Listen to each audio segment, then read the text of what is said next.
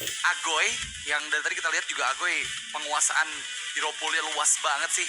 Dengan hero high ground dia lancar, dengan Valentina pun dia bisa dimaksimalkan. Loi memang udah nggak ada, Varsha udah nggak ada, Valentina udah nggak ada. Vexana sih best, harusnya. best option ya kalau kena tabrak Haya atau kena tabrak Gatot. Tapi Phobias dulu dan Iritel ternyata terdengar hero sebenarnya yang buat Moa yang ngelihat Moai lagi Chico performance-nya bagus ya. Yap, Itu juga tidak lepas dari hero-hero yang memang nyaman juga dan lagi overpower sekarang ya. benar-benar. Granger, Harit, terus juga sekarang ke Iritel yang masih meta lah ibaratnya. Sementara Vesaka hari dulu ternyata mereka tetap mau mengamankan flexibility terhadap Gatot Kacanya dan banning phase yang kedua sama-sama belum ada mid laner. Mid lane. Dan apakah akan jadi opsi lain untuk Vesaka ya? Garuda mengantisipasi beberapa hero mid lane di band keempat dan kelima mereka ya. Harusnya bisa ya kayak mungkin Lui, Vexana. Iya. Tapi ini Marsha kayaknya kalau diambil sama Vesaka oke banget sih loh. Oke. Karena Yuf juga masih ada ya. Masih. Kita udah jarang ya ngeliat Yuf. Beberapa player aja atau beberapa tim aja nih yang masih trial terhadap Yuf. Tapi untuk Johad yang ditutup mereka nggak mau karena agresivitasnya tersebut dan RRQ masih lumayan concern terhadap Akai Wow. dari Gozalski ya nggak mau teracak-acak setupnya nanti. Kayaknya mereka masih menyimpan untuk mid-nya. Ini juga untuk antisipasi kalau ada glue yang bisa diambil oleh Vesaka Garuda sih. Karena lagi-lagi Pendragon juga masih possible untuk menggunakan glue di game ketiga ini. Tapi bisa di last pick aja. Bisa di last pick ini dan buka midnya dulu. Iya. Jangan biar kayak oke, kita aman gak nih dulu.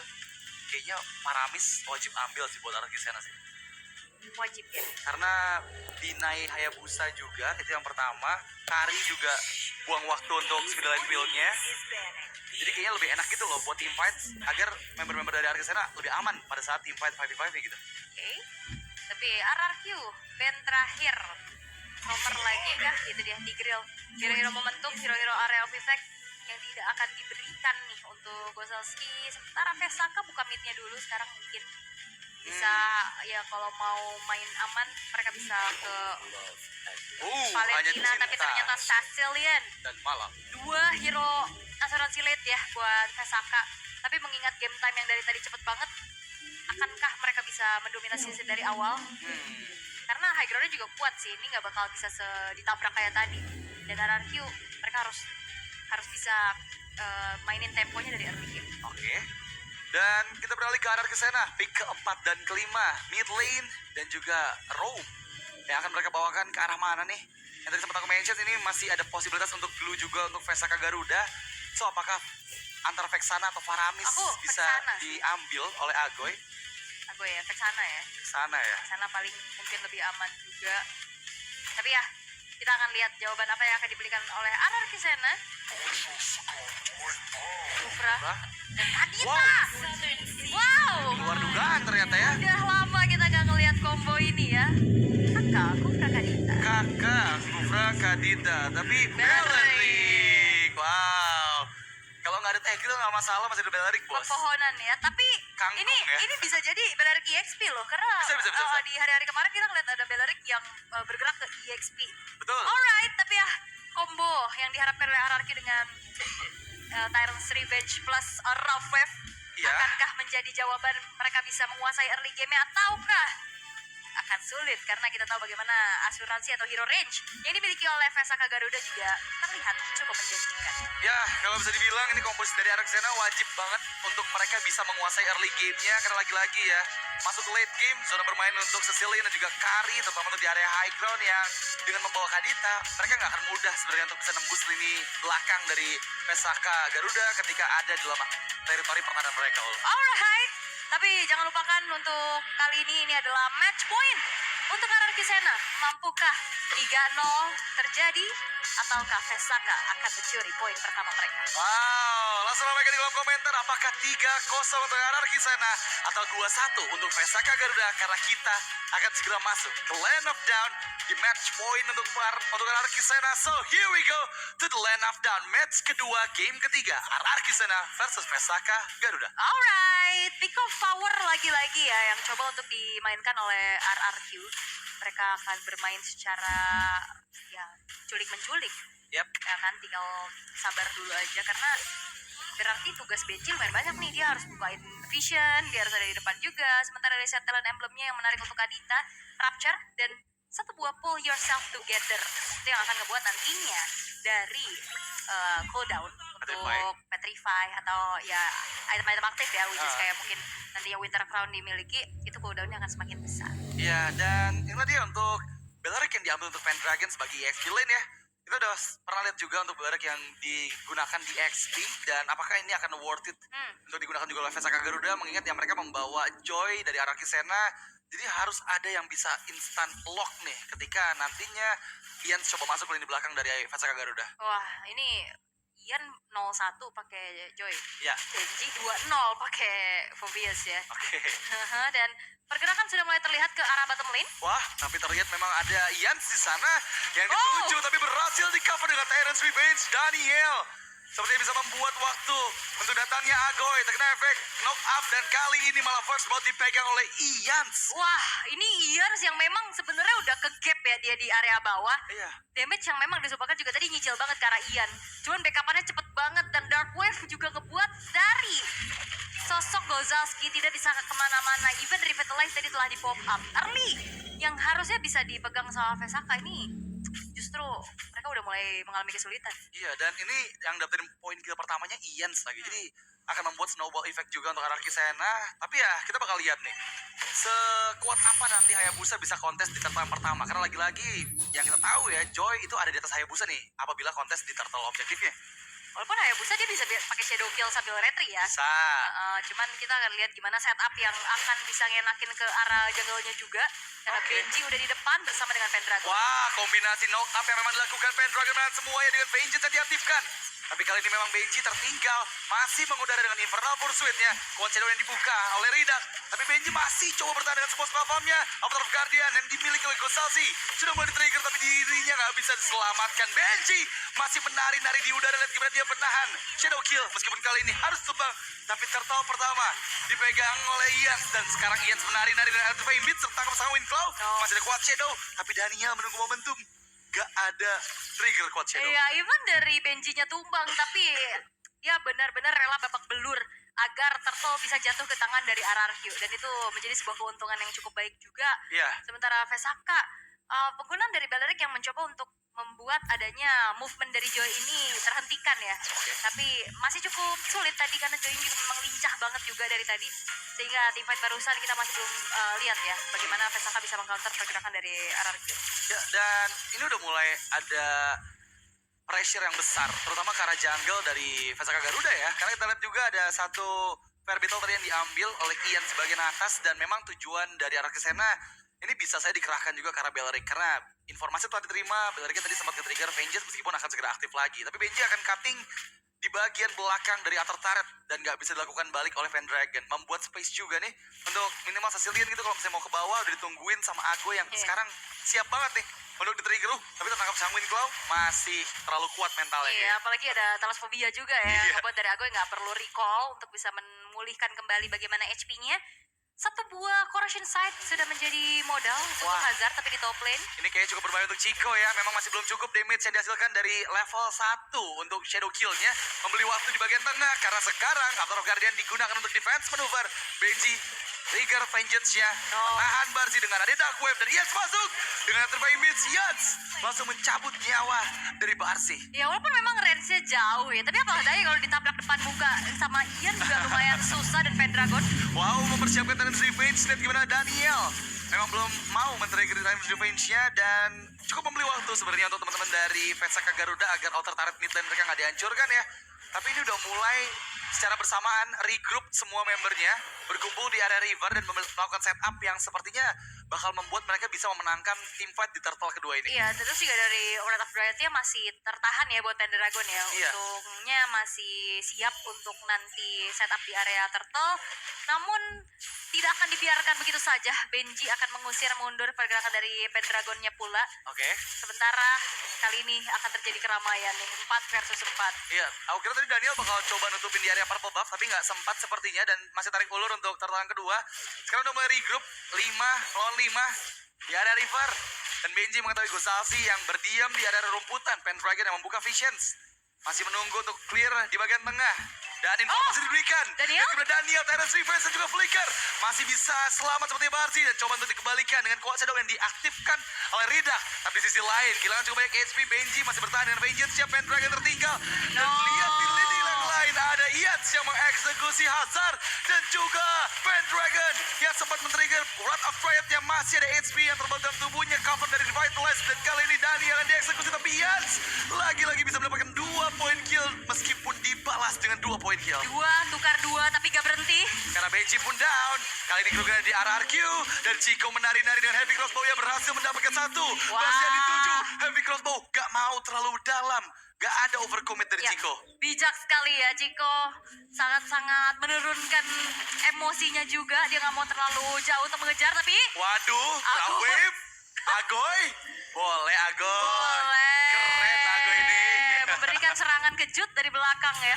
Dengan kombinasi Rock Wave dulu ternyata. Berharap memang terkena cipratan airnya ya. Betul. Tapi ternyata belum berhasil untuk mendapatkan seseorang tersebut. Dan Street, upaya dari Pesaka Garuda untuk mendapatkan sedikit keuntungan juga nih ya. Outer turret di area top lane yang berhasil dihancurkan. Nah, sekarang turtle-nya nggak akan dilepaskan lagi sih harusnya ya. Tapi udah banyak banget resource yang digunakan. Jadi akan seperti apa kontes di area turtle kedua ini. Dan sepertinya Retributions dari Yans berhasil memberikan turtle buff ke arah Anarchy sana. Outer Guardian untuk defensif. Di bagian bawah, lihat gimana Hazard. Gak cuma dapat 1 turret, tapi tertangkap oleh adanya bouncing ball. Membuat Ridak dan juga Gosasi hilang di tempat. Ya, Agoy sendirian di depan. Wah, ini cukup berbahaya lagi. Tapi karena memang ada cover dari Terence Revenge yang dibuka, Pendragon yang dituju. Cukup aman untuk Pendragon menghindar. Dan di bagian lain sepertinya memang cover yang dilakukan dari Ians membuat dorongan yang sempat diberikan oleh Hazard gagal di bagian bottom lane. Iya, dan ini RRQ bermain dengan waktu sih. Di bawah ke arah late game mereka akan mengalami kesulitan tentunya. Yap. Apalagi dari tadi kalau kita lihat bagaimana RRQ membawa tim fight ini 5 versus 3. Iya. Karena tadi Ridak ya di atas, terus Hazardnya juga di bawah. Karena setidaknya akhirnya ada pertukaran yang bisa dilakukan oleh Vesaka. Yaitu adalah split push untuk ngancurin turret demi turret. Iya, membeli waktu sebanyak mungkin pasti untuk Vesaka agar mereka bisa mengejar item-item yang dibutuhkan. Tapi kombinasi dari Agoy! Solo pick up yang luar biasa, kejutan yang kita nantikan. Terence Revenge, kombinasi skill, Outer Guardian memang membeli waktu tapi nggak terlalu lama. Dan Daniel menjadi pertukaran. Dengan dia Pendragon juga yang hilang. Tapi double kill dari Hazard. Dan lini belakang dia cakap-cakap oleh Ridak membuat pertukaran 3 untuk 3. Tapi Ians masih menandakan adanya Electrifying Beats. Dan sekarang coba untuk mengambil juga purple buff milik Ridak. Oke, karena kebetulan Retribution masih belum ready, di reset dulu aja, diusir mundur oleh Gozalski. Tapi ya gak banyak yang bisa dilakukan selain merelakan purple buff milik dari Ridak ini diambil dan dicuri oleh Ians. Pertukaran memang juga terjadi ya, 3 tukar 3. Vesaka benar-benar melakukan perlawanan yang cukup signifikan kali ini. Iya. Namun RRQ selalu bisa mendapatkan bayarannya lagi. Karena ternyata turret yang tadi sempat dipegang sama Vesaka, outer dan top bottomnya hancur, ini sekarang sampai innernya udah hancur loh, di bawah dibalesin sama RRQ. Wah, ini cukup sulit pastinya. Dan Hazard, apakah coba terpick up tadi? Dan masih selamat ya sepertinya. Dari ini- instant replay kita lihat momentum tadi banyak banget nih kombinasinya. Ini benar-benar Chaotic. iya chaotic banget, free hit juga dari belakangnya sebenarnya untuk Hazard. Ya. Tapi kita tahu bagaimana Joy ini pintar banget dan lincah banget pastinya untuk menyelinap ke belakang, sehingga kita tahu posisi belakang pun belum tentu menjadi posisi yang aman. Iya. Ya kayak Cecilian kan range-nya jauh, tapi kalau ditabrak kayak tadi ya lumayan susah juga. Nah, masalahnya yang nabrak tuh nggak cuma Ian saja sih. Karena berulang kali kita lihat Agoy juga. Nah, kayak di atas nih. Rough Wave juga Oceanoid. Memang berhasil dihindari oleh Hazard. Tapi Benji memberikan covernya karena Agoy yang masih harus membeli waktu untuk Rough Wave-nya aktif kembali. Yap, dan Lordnya ternyata bakal di-commit ya. Apa Dark Guardian? Tapi ada Quad Shadow juga yang diinisiasikan oleh Ridak. Dan siapa yang mendapatkannya? Ian! Retribusi yang on point. Agoy menghilang. Tapi pertukarannya ada dengan Gozalsi. Dan kali ini Pendragon tertinggal. Dark Wave dibuka. Dan Pendragon gak selamat, 2 menghilang. Daniel masuk dengan Tyrant's Revenge. Dan itu dia, combo Wamba Flicker Tyrant's Rage yang Comet mendapatkan target ketiga meskipun tershutdown sudah Yansnya. Tapi 3 tukar 2 serta Lord masih diuntungkan untuk arah di sana. What a play, Daniel! Flicker Tyrant's Rage yang on point, membuat Hazard hilang dan terkejut tentunya. Ini membuat dari RRQ mereka punya keunggulan yang jauh lebih banyak lagi. Lord yang sudah terspawn di area bottom lane. Ini bakal membuat dari Vesaka mereka harus mundur dulu. Walaupun secara high ground defense, mereka masih punya Cecilion untuk menjaga ya, Iya. positioningnya, power clear juga. Tapi apalah daya, Cecilion yang harus juga menjaga dirinya atas kejaran dari Ians dan juga Ago yang bisa datang kapan aja. Ya, masalahnya lagi-lagi nih, selalu dikejutkan kayak sekarang dan di mana Rina Wow, juga menghilang di tempat Daniel. itu komunikasi bagus banget. Wah. Itu bagus banget loh. Langsung ada Force of the Queen. Ada armor break, strafe, dan juga damage besar critical yang disumbangkan oleh Chico. Ya, Ini Ridak target yang mahal loh. Itu Hayabusa yang movementnya cepat. masalahnya juga mereka nggak bakal kehilangan satu player ketika Super Wave ini sekarang masih bergerak di 3 lane yang berbeda ya. Aha. Untungnya masih ada pasif dari Best Turret dan lihat gimana power dari Barzi tadi untuk clear secepat mungkin Lord yang pertama. Dan ini menjadi keuntungan untuk Vesaka Garuda karena ya Lord pertama mereka amankan dengan tanpa kehilangan Best Turret. Alright, base turret memang bisa dipertahankan. Tadi pertukarannya di atas, soalnya 2 orang ke atas untuk dapetin nyawa dari Ridak, sementara yang lainnya dari pemain-pemain Vesaka mereka nggak sempet backup ya karena lagi fokus juga untuk clear ke arah Lord yang muncul. Tapi itu masih Lord yang pertama. Ya. Ya secara durability juga kan nggak terlalu tinggi. Sementara ini dia itemization yang sudah kita intip. Weh, Agoy! Robot yang dibuka karena Ridak belum berhasil menyapu Ridaknya, justru malah terkena Shadow Kill dan Agoy yang hilang. Kalkulasi damage yang agak sedikit kurang beruntung dilakukan oleh Agoy. Dan Berani sekarang ya, ya, tapi ini ya. benar-benar ngebuat Vesaka Garuda udah mulai pede nih untuk keluar dari area pertahanan mereka. Iya, karena ternyata nggak perlu dicari, dia nyamperin sendiri ya. Iya. Masalah damage-nya kurang. Oh, kalau damage-nya cukup tadi mahal banget sih itu. Iya, karena tadi modalnya baru Glowing One sama Genius ya. Iya, oleh kristal belum ada tadi. Belum cukup harusnya, apalagi juga tadi kan masih di dalam area defensif dari Vesaka. Backupan yang dilakukan sama rekan-rekan yang lainnya juga masih cukup cepat. Yap. Tapi ya terlihat ya bagaimana Benji tidak akan menurunkan tensinya nih. Dia masih akan ada di lini paling depan untuk nge-zoning out siapapun yang muncul. Wah, Daniel, Ridak belum sempat ya. Itu timingnya dikit lagi, tapi memang antisipasi dilakukan dengan gak bergerak ke arah sebelah kanan tadi membuat Ridak kali ini berhasil mengeluarkan kuasa Doi dengan aman. Jadi ini Vesaka udah mulai keluar lagi. Mereka mencoba untuk mempertahankan teritori jungle atas mereka, tapi jangan lupakan tadi sempat ada kejadian di bagian atas di mana menguntungkan karena anarki sana dan sekarang sepertinya udah mulai diwaspadai oleh Vesaka Garuda. tadi Pendragon punya purple buff ya. Oke. Purple buffnya siapa nih? Oh ya, harusnya purple buffnya dari Ridak ya. Oke, Chico masih bisa menghindar, tapi Electrify Blitz, yes!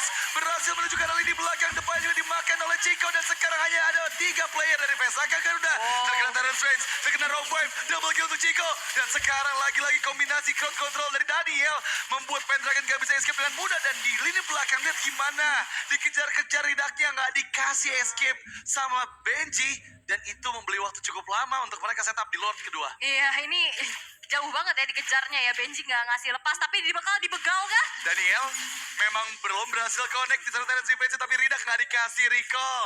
Dibayang-bayangi kuat Shadow akhirnya menyelamatkan dirinya dari Daniel. Ya informasi ya, Quad Shadow dan recall harusnya yang dilakukan oleh Ridak membuat Lord Inhenge yang pertama ini akan terbuka dengan cukup lebar tanpa adanya upaya kontes sama sekali juga yang bisa dilakukan oleh Vesaka. Dan kali ini memang goldnya nggak terlampau jauh ya, karena Vesakanya juga melakukan perlawanan yang cukup signifikan di game ketiga ini.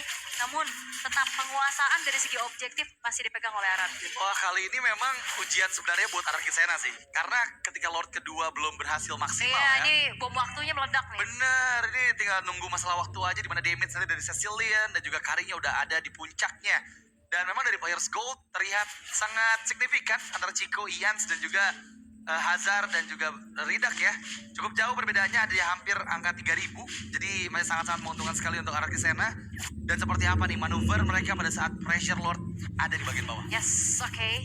Dari lane push akan coba untuk dioptimalkan terlebih dahulu ya, karena tadi di game sebelumnya mereka nggak dari lane push, agak sedikit susah. Dan Betul. sekarang Lord sudah mulai charge ke dalam base turret dari bottom lane. Memang ada konsumsi yang coba dilakukan, tapi 1v1 antara Ian dan juga Ridak memang berhasil fast clear untuk minion yang masuk, tapi di bagian bawah base turret sudah langsung menghilang. Daniel dipaksa mundur, Lord masih cukup available, dan yap, berhasil solo pick off ternyata Ian di atas. Ridak yang sudah menghilang, menjadi satu momen kau untuk arah Kisana, karena sekarang mereka mempersiapkan Daniel yang mengurungkan niatnya. Petrify gagal dari Agoy, memaksa untuk flicker dikeluarkan dari Marcy, dan Daniel masih menunggu momentum terkena efek knockout dan masuk sudah Ians mencoba untuk menari dari Petrify mid, 3 member hilang dari defense akan Garuda, dan Ararki Sena sepertinya bisa mendapatkan momen untuk clean sweep 3-0, poin penuh untuk Ararki Sena di match kedua ini. RRQ Sena tidak memberi ampun, 3-0 tanpa balas mereka dapatkan dan menuju ke pool 1-0. Dan bahkan Chico di 3 game ini tidak tumbang sama sekali.